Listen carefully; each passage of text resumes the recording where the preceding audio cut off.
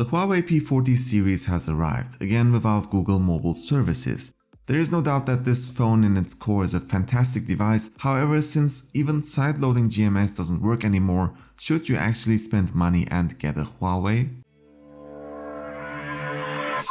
It has been a tough few months for Huawei. First, the US ban, which you probably already know about, and second, the loss of Google Mobile Services. Now here, Huawei was still doing fine. In fact, the company's sales were even growing due to massive support in China, and even here in Europe until a short while ago, you could actually sideload GMS through a one-click solution.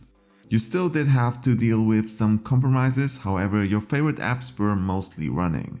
Since then, two things have happened. The pandemic, which massively dropped sales in China, and the blockade of sideloading GMS on the Mate 30 Pro, for example. This means, should you install it, the device will warn you that your device is not certified and your favorite Google apps won't work.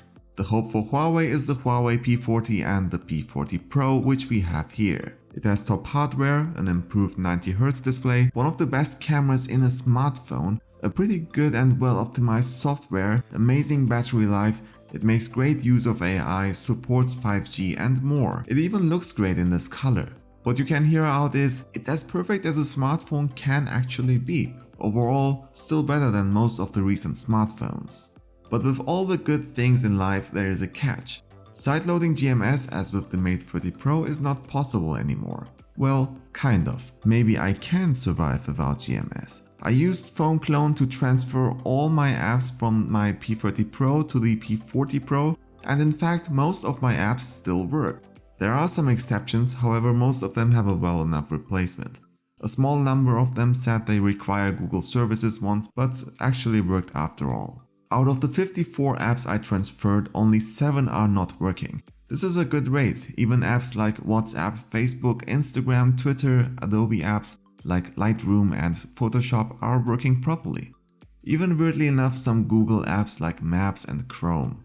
However, I was missing a few apps that I'd like to have. Looking at the new app gallery, I could immediately see that they upped their game. There are way more apps than before and it's still growing. However, the apps I told you about before are not here, which means no automatic updates for me. Well, manually doing it the unsafe way through third-party sites it is then. Which for me is actually okay, but for a lot of people maybe not. Now, interestingly enough, Huawei has an unofficially official and kind of funny way to help you with this, the app search.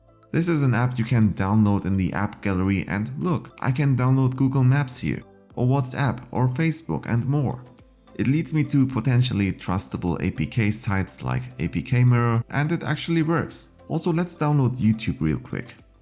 Oh, well, that's okay. It does work after all. I can't completely fill my screen anymore, but it's fine.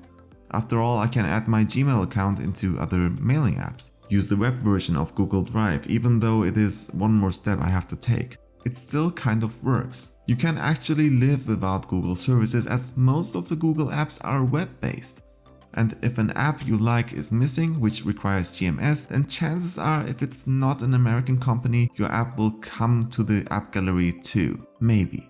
However, for me, what I am actually missing is my mobile payment app and the Wear OS app. I have a good amount of Android smartwatches and by switching to this phone, they are as useless as my Apple Watch when I currently use an Android phone.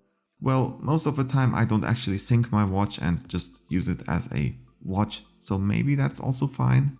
Ultimately, let's get to the point of this video. Should you get a Huawei? Maybe not. Could you get a Huawei? Maybe. Will I keep using the Huawei P40 Pro? I think so. Basically, the answer depends heavily on you. What do you want, what do you need, and are you willing to trust Huawei as they are still throwing out a lot of money at developers and companies to join their app gallery? My recommendation is look at the phone and see if you like it more than other phones on the market, which for me is the case. See if there are not working apps and games you absolutely can't live without, and check if the alternatives are sufficient for you. Also think about investing into Huawei with their watches and headphones. And in the worst scenario, just wait and see how this develops. Thank you for watching. My name is Umit for Mobile Geeks.